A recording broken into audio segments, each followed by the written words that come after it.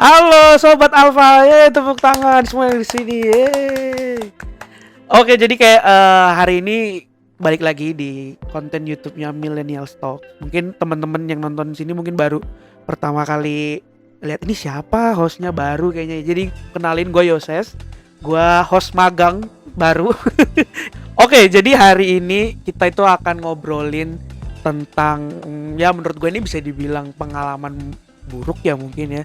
Dan ini juga bisa jadi pembelajaran banget nanti buat teman-teman karena kita akan membahas terkait kerugian. Dan saat ini gue udah sama salah satu narasumber kita, Sharon.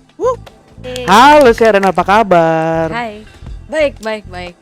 Kita langsung aja ya, Oke. bahas pertanyaan yang menurut gue ini gue juga pengen tahu dari cerita, dari insight dari lu gitu.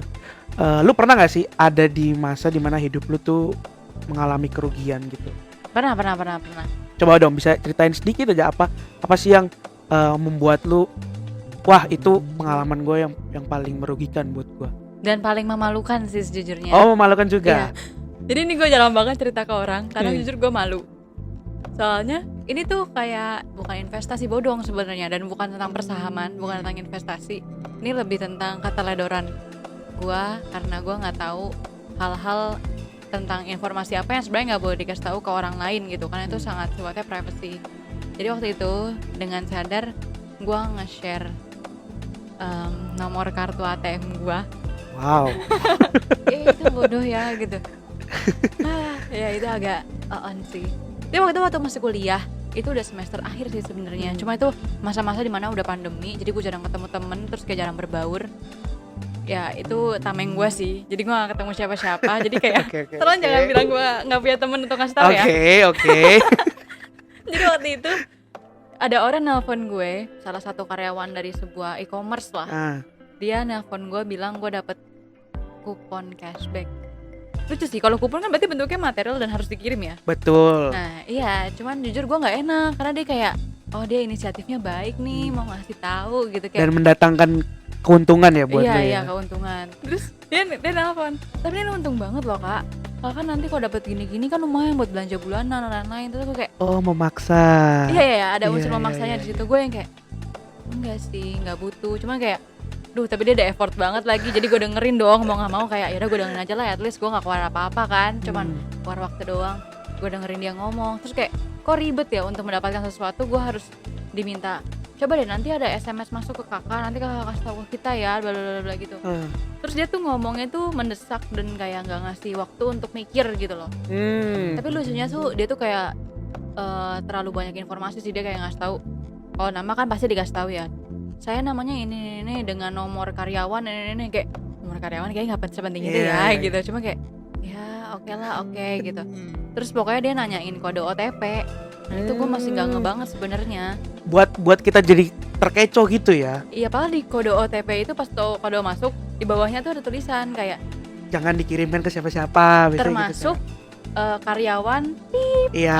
Iya. Kayak, tapi itu gue nggak baca karena dia kayak udah masuk belum kak gitu, kayak baru jeda kayak mungkin cuma 3 detik dia langsung ngomong lagi gitu loh. Jadi dia nggak akan ngasih kesempatan lo untuk mikir dan dia akan nge-push lo gitu untuk ngelakuin yang dia mau. Jadinya Singkat cerita akhirnya mengalami kerugian dari situ. iya betul. Kalau boleh tahu kira-kira berapa digit nih kerugiannya kira-kira? Gak nyampe sejuta apa juta. Oh, nggak sampai sejuta. Tapi lumayan. ya tetap aja iya. Itu kalau anak kasih sisa Iya. Itu kayak uang jajan gue buat 2 minggu. Buat sebulan cuy waktu itu. Iya. Karena udah nggak pandemi kan. Iya itu nyebelin. Tapi untungnya banget waktu itu gue udah mulai investasi di situ. Jadi kayak itu bukan satu-satunya tempat di mana gue naruh uang. Jadi kalau dibilang kayak don't put all your eggs into one basket itu bener banget. Karena di saat sesuatu yang gak enak terjadi itu kayak ternyata lo masih ada uang lo di sini dan itu ngebantu banget sih. Kemudian terus apa sih yang lu lakuin gitu setelah lu mengalami kerugian? Terus ya walaupun nggak gede-gede tapi itu cukup bisa buat jajan segala macam. Terus apa sih yang lu lakuin gitu? Baik itu di jangka pendek maupun juga di jangka panjangnya gitu. Langsung aware banget sih tentang kayak penipuan uang gitu. Dan yang paling benar-benar gue tangkap tuh adalah kayak kalau emang dia mau nipu dia pasti akan nge-push lo untuk sebuah hal baik. Yang ibaratnya kayak untuk hal baik ngapain lo di-push gitu loh. Itu udah pasti banget. Terus sama yang langsung kayak ngasih tahu teman yang deket banget sama gue kayak lo jangan sampai ngasih tahu ini ya, jangan sampai ngasih tahu ini ya gitu. Terus sama belajar banget tentang kayak itu sih yang tadi, naruh uang tuh jangan di satu tempat. Ah. Meskipun kayak waktu itu udah kejadian ya, cuman gara-gara kejadian itu dan bener-bener ih bener loh, nggak boleh kayak gitu. Gue langsung kayak memperbanyak lagi deh, naruh jangan di sini gitu. Itu parah banget sih. Itu bisa jadi pelajaran ya teman-temannya buat supaya jangan sampai bukan terulang ya, jangan sampai kejadian lah buat benar. teman-teman semua ya kan, pelajaran berharga banget. Ya, jadi kesimpulannya itu kan lu udah pernah ngerasain yang namanya rugi. Baik, itu berarti kan bukan hanya kerugian uang, mungkin lu kerugian secara materi, lu nggak bisa beli apa yang lu mau jadinya gitu kan, keluar dan segala macam gara-gara uang lu hilang. Terus apa yang lu lakukan nih dari kerugian itu yang kemudian lu pakai untuk memutarbalikkan kerugian itu menjadi sebuah keuntungan gitu? Karena kan ya kita namanya manusia juga pengen, walaupun kita udah rugi tapi tetap juga pengen untung dong.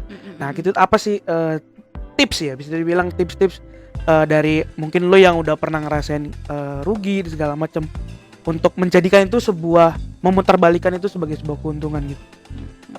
Waktu itu mencoba untuk sok-sok berbisnis. Wow.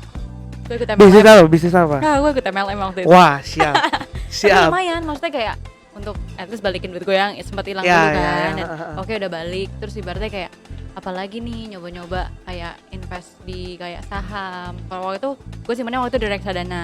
Terus gue mulai, waktu itu udah ada saham, cuman nggak yang aktif gitu loh. Cuma kayak ada uang terus udah beli udah gedemin aja. Terus lama-lama mulai nyoba investasi saham juga.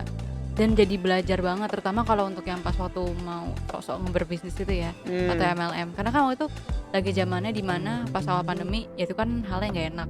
Banyak banget orang-orang yang nyari ini kan, apa namanya, gimana ya cara untuk cari uang. Banyak banget bisnis di luar sana yang menjanjikan keuntungan gede kan. Betul. Sementara kayak gak ada sebenarnya yang menjanjikan keuntungan yang pasti. Kecuali kita belinya obligasi yang fixed rate ya, itu tuh udah pasti dapat ya. Nah tapi kalau yang lain kan enggak. Itu belajar banget untuk memilah sih, kayak ciri-cirinya kalau investasi bodong gimana, kalau bisnis yang bodong gimana, itu bener belajar banget. Kayak mesti hati-hati, karena kayak orang-orang di luar sana tuh untuk mau nyari duit tuh mereka harus berpikir gimana ya caranya biar bisa cerdik, biar orang tuh nggak tahu kalau kita bohong, jadi mereka bisa dapat untung. Kayak padahal kayak ya ampun yang ditipu tuh kasihan gitu loh. Berarti bisa dibilang lu menambah literasi soal literasi itu keuangan. ya, keuangan ya gitu, supaya kan kita kan nggak tahu nextnya mungkin kita kan kena tipu yang lebih dari sejuta mungkin gitu kan. Iya. Oke, jadi sobat Alfa, jadi yang namanya rugi dalam hidup itu kan pasti ada ya, dan bakalan tetap ada. Tinggal gimana caranya kita ngerespon hal tersebut gitu loh. Benar-benar. Ya kita nggak bisa diem aja gitu loh. Kita harus moving forward dan mikirin rugi kita tuh harus jadi, gimana caranya rugi kita tuh harus jadi sebuah keuntungan. Betul. Ya nggak, bener banget. Lalu jadi batu loncatan lah ya. Yes, betul banget.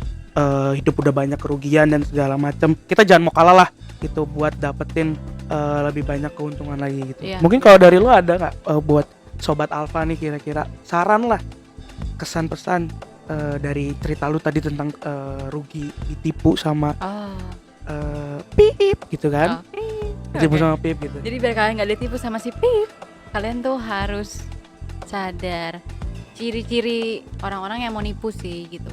Sebenarnya simple banget tuh, kayak kalian nggak mungkin, ya itu hal yang udah orang-orang pada tahu ya. Untuk hal-hal apa aja yang nggak boleh di-share ke publik gitu, kayak CVV, terus nomor kartu dan lain-lain. Terus kayak misalkan ada yang kode OTP kayak gitu, itu kalau bisa jangan dikasih.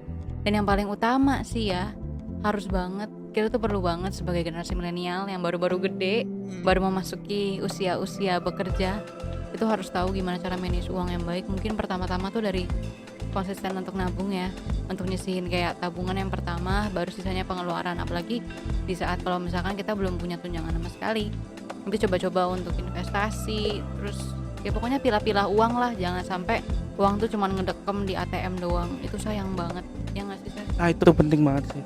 Oke, thank you banget Sharon buat hari ini udah bagi-bagi, udah cerita-cerita sama sobat Alfa semua di podcast Millennial Talk.